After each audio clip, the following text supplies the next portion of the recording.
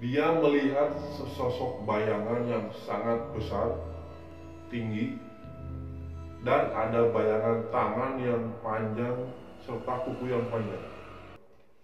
Bismillahirrahmanirrahim. Assalamualaikum warahmatullahi wabarakatuh. Kembali lagi bersama saya Fian Rusli di channel Cerita misteri di sekitarmu. channel yang menayangkan kisah-kisah misteri yang berada di sekitar kita dan dialami oleh orang-orang terdekat kita. Kali ini saya akan membawakan sebuah kisah misteri yang dialami oleh seorang narasumber yang bernama Arumi. Sebelumnya saya ucapkan terima kasih kepada yang punya cerita, kepada Mbak Arumi, serta kepada seseorang yang telah menulis ulang cerita ini yang enggak disebutkan namanya. Langsung saja ke ceritanya. Pasang headset. Arumi saat ini sedang menikmati kesibukannya sebagai seorang istri dari seorang laki-laki yang bernama Bagas. Mereka bisa disebut sebagai pasangan pengantin baru karena mereka baru 5 bulan lamanya menikah. Lalu setelah mereka menikah, Arumi dan Bagas langsung pindah ke rumah baru. Rumah lama namun rasa baru. Rumah yang telah disiapkan oleh Bagas sebelum menikah, yang telah Bagas beli setahun yang lalu. Kebetulan sebelum menikah, Bagas sudah mempersiapkan semuanya. Rumah, perabotan, dan lain-lainnya. Rumah yang akan mereka tempati adalah rumah yang sudah lama kosong, tidak berpenghuni. Pada saat itu, Bagas membeli rumah itu dengan harga yang sangat murah. Awalnya, setelah Arumi mengetahui harga rumah itu sangat murah, ia merasa heran kenapa rumah ini dijual begitu murah. Padahal rumah ini sangat luas, ada halaman depan, rumahnya luas, dan serta ada halaman belakang yang cukup untuk bersantai. Serta rumah ini terletak di tempat yang sangat strategis. Sebelumnya, rumah itu sudah cukup lama tidak ada yang menempatinya. Arumi dan Bagas adalah keluarga kedua yang menempati rumah itu. Alasan menurut pemilik rumah sebelumnya kenapa rumah itu dijual, karena rumah itu terletak di pertigaan yang sisi jalannya langsung berhadapan dengan rumah itu, atau bahasa lainnya rumah tusuk sate. Pada awalnya, Arumi tidak begitu paham mengenai istilah rumah tusuk sate itu. Ia hanya berpikir mungkin karena letak rumah ini berhadapan langsung dengan sisi jalan yang lain. Jadi lampu kendaraan yang datang dari sisi jalan yang berhadapan dengan rumah itu, cahayanya langsung menyorot ke rumah. Dan arah angin yang terkadang banyak membawa debu ke dalam rumah. Hanya itu yang ada di pikiran Arumi saat itu. Tapi ternyata banyak sesuatu yang belum Arumi ketahui mengenai rumah tusuk sate. Pertama kali ia merasakan ada hal yang aneh pada rumah itu ketika ia sedang mencari buku di halaman terasnya. Pada saat itu waktu menunjukkan pukul 8 malam. Seperti yang dijelaskan sebelumnya, karena berhadapan langsung dengan salah satu sisi jalan, ketika ada kendaraan yang melewat, pasti cahayanya akan langsung menyorot ke rumah itu. Kebetulan saat itu, ketika Arumi sedang mencari bukunya, ada kendaraan yang melewat dan cahayanya langsung tembus ke rumah itu. Namun posisi Arumi saat itu membelakangi jalan, jadi Arumi menghadap ke rumah. Pada saat dia sedang mencari bukunya, dia tengok kanan kiri, ya kepalanya nunduk ke bawah pasti kan, seperti ini gitu. Pada saat dia mengangkat kepalanya, dari saat posisi mencari buku seperti ini, dia melihat sesosok bayangan yang sangat besar, tinggi, dan ada bayangan tangan yang panjang serta kuku yang panjang. Sontak saat itu Arumi berteriak, "Ah!" begitu. Ketika Arumi menengok ke belakang, ternyata tidak ada siapa-siapa. Dia tengok ke arah sudut kanan dari rumahnya, sudut kiri, tetap tidak ada seorang pun. Akhirnya Bagas sang suami berlari keluar dari dalam rumah karena ia mendengar jeritan dari istrinya. Lalu setelah di depan rumah, sang suami bertanya, "Kenapa kamu malam-malam begini teriak-teriak, Yang?" Dan Arumi pun menjawab, "Tadi aku melihat bayangan yang sangat gede banget, Yang, di sebelah sana," sambil ia menunjuk ke arah bayangan itu tadi. Bagas pun langsung bergegas memeriksa halaman rumahnya sampai ia keluar pintu pagar untuk memeriksanya. Namun di sana tidak ada siapa-siapa. Setelah merasa cukup aman, Bagas lalu bergegas kembali menghampiri istrinya dan berkata, "Udahlah, itu mungkin cuma khayalan kamu aja." Namun Arumi pada saat itu merasa bahwa bayangan itu begitu sangat nyata. Dan ia merasa pada saat itu ia sedang tidak berhayal. Karena pada saat itu ia sedang fokus mencari bukunya. Karena takut, Arumi pun bergegas masuk ke dalam rumah serta menarik suaminya untuk mengajaknya masuk dan melupakan buku yang ia cari. Setelah beberapa hari, kejadian aneh pun kembali terjadi kepada Arumi. Padahal pada saat itu waktu menunjukkan pukul 12 siang. Arumi sedang melakukan kegiatan atau sedang bersih-bersih di kamar tidurnya. Ia sedang menyapu lantai. Namun tiba-tiba dari belakang ia merasakan ada sesuatu yang meremas bokongnya. Spontan Arumi pun melompat serta berteriak kembali. Tetapi di dalam rumah tidak ada siapa-siapa. Hanya ada Arumi seorang. Ia pun bergegas lari keluar rumah karena merasa ketakutan dan menenangkan diri sejenak. Saat itu Arumi berusaha untuk menenangkan dirinya, berpikir itu mungkin hanya halusinasi saja. Setelah beberapa saat, dia kembali ke rumah dan melanjutkan pekerjaan rumahnya. Ketika Bagas sudah pulang, Arumi pun menceritakan kejadian yang ia alami pada saat siang tadi.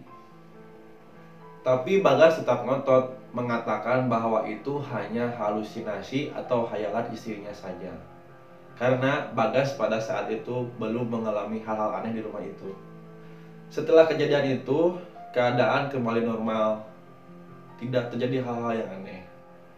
Selama beberapa hari sampai Arumi pun lupa rasa takutnya.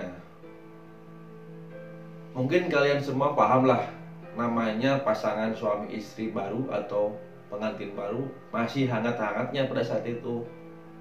Belum lewat dari 1 tahun. Pasti pada saat itu mereka masih sedang mesra-mesranya. Pada suatu hari, setelah makan malam, Bagas dan Arumi masuk ke kamar. Sambil duduk berhadapan di tepi ranjang, dengan lembut Bagas mencium kening istrinya. Perlahan tapi pasti, tangan Bagas mulai menjamah ke setiap lekuk bentuk tubuh Arumi. Dan Arumi pun menikmati sentuhan itu. Hingga kemudian mereka pun menjalankan kewajiban sebagai seorang suami istri. Namun, ketika mereka sedang menikmati indahnya surga dunia,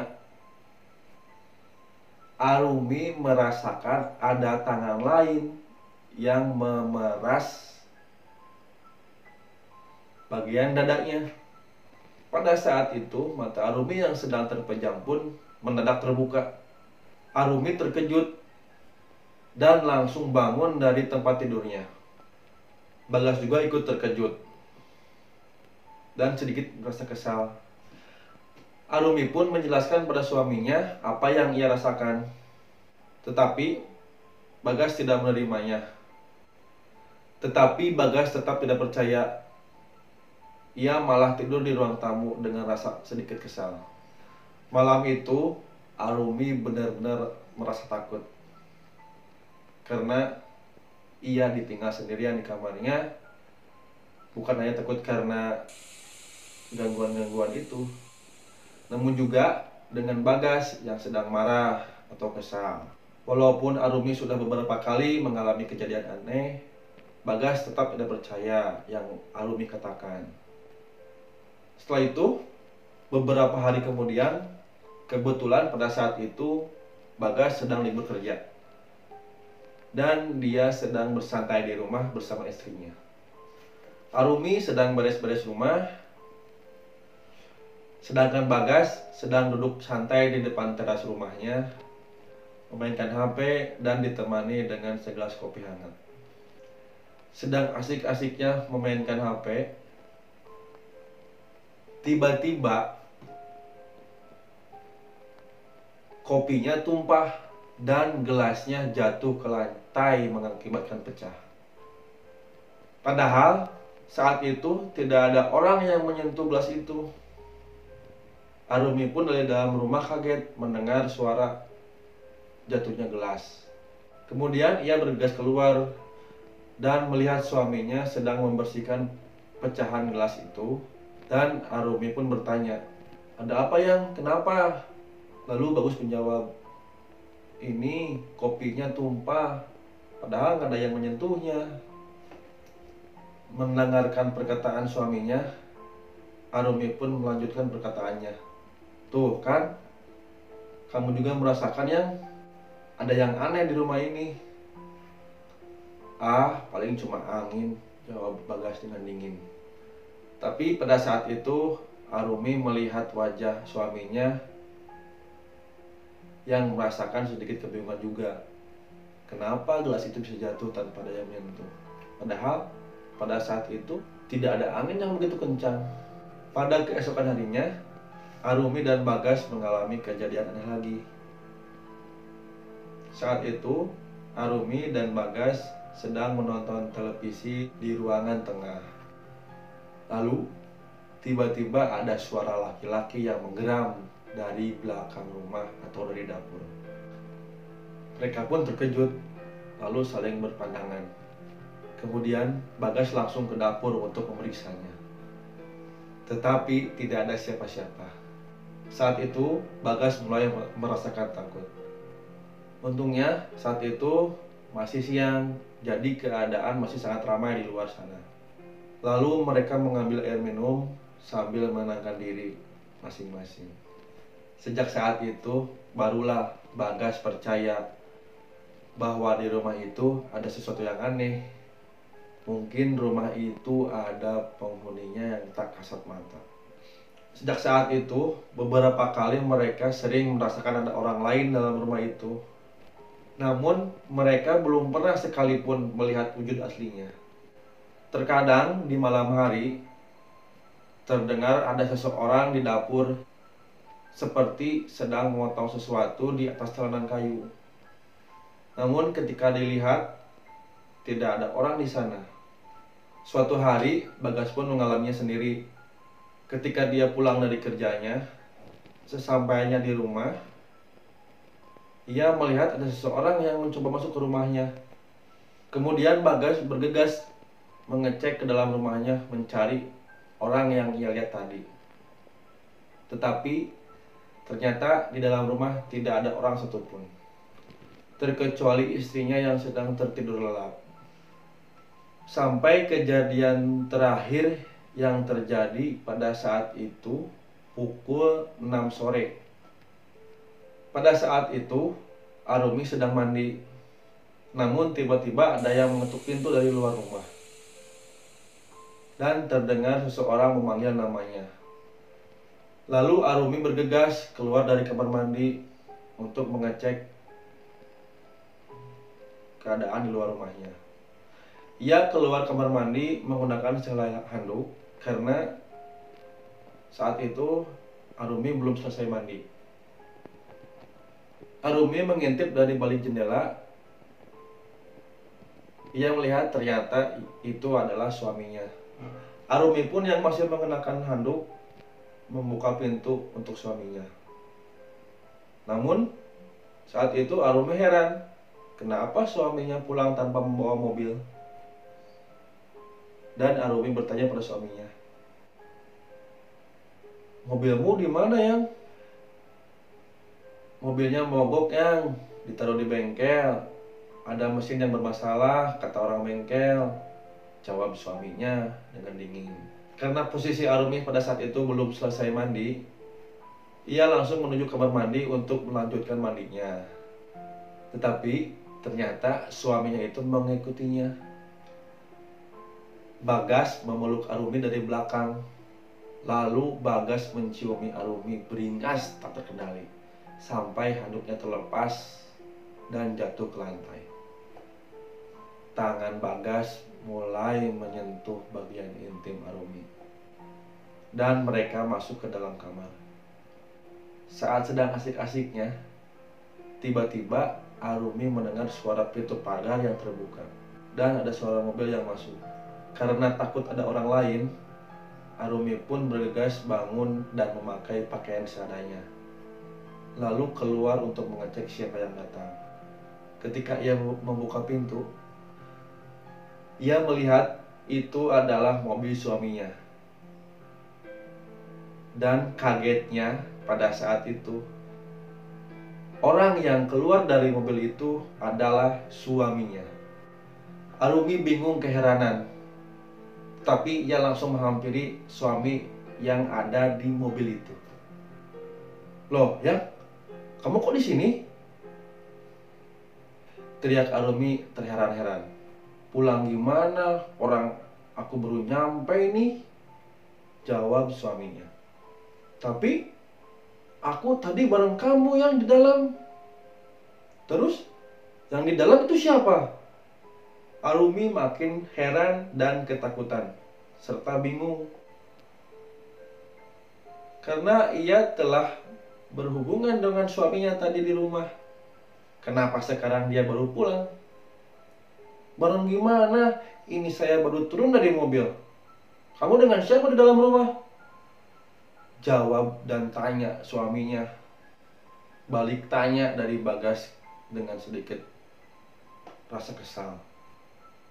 Dengan wajah yang kesal, Bagas pun bergegas masuk dalam rumah dan mengecek setiap sudut rumah untuk memastikan bahwa di dalam rumah tidak ada orang lain. Ketika Arumi dan Bagas sudah di dalam rumah, ternyata di dalam rumah itu tidak ada orang lain selain mereka berdua. Dan handuk Arumi pun yang ia kenakan tadi saat mau mandi masih tergeletak di depan pintu kamar mandi. Arumi langsung menceritakan kejadian yang ia alami sebelumnya. Karena waktu itu mereka dua sama-sama khawatir. Sebenarnya ada apa dengan rumah ini? Akhirnya Bagas menelepon ayahnya untuk datang ke rumahnya. Dan keesokan harinya, orang tua Bagas datang ke rumah itu dengan membawa seorang ustadz. Setelah penerawangan dari ustadz itu menjelaskan kepada Arumi dan Bagas bahwa di rumah Arumi dan Bagas itu terdapat sosok makhluk halus yang bernama Gundurwo. Mendengar hal itu, Bagas dan Arumi kaget dan khawatir. Akhirnya mereka sadar bahwa selama ini yang mengganggu mereka adalah sosok Gundurwo itu. Karena mereka tidak mau tinggal serumah dengan sosok itu, akhirnya Bagas dan Arumi memutuskan untuk meninggalkan rumah itu dan menjual rumah itu. Sekian cerita yang dapat saya bagikan. Itulah cerita misteri kisah nyata yang dialami oleh Kak Arumi. Semoga cerita yang saya bagikan dapat menghibur. Mungkin ada hikmah yang dapat saya bagikan dari sepenggal cerita kisah nyata ini.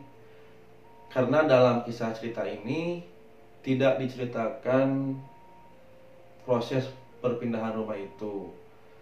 Mungkin entah ada atau tidaknya, saran atau masukan dari saya, ketika kita akan berpindah ke tempat baru atau menempati tempat baru, apalagi yang sudah lama kosong, alangkah baiknya kita melakukan atau menjalankan istilahnya syukuran atau pengajian di rumah itu untuk keselamatan kita. Mungkin itu saja yang dapat saya bagikan. Semoga bermanfaat. Sebelumnya, bagi teman-teman yang sudah menonton sampai akhir, saya ucapkan terima kasih. Serta bagi yang belum subscribe, di-subscribe dulu ya.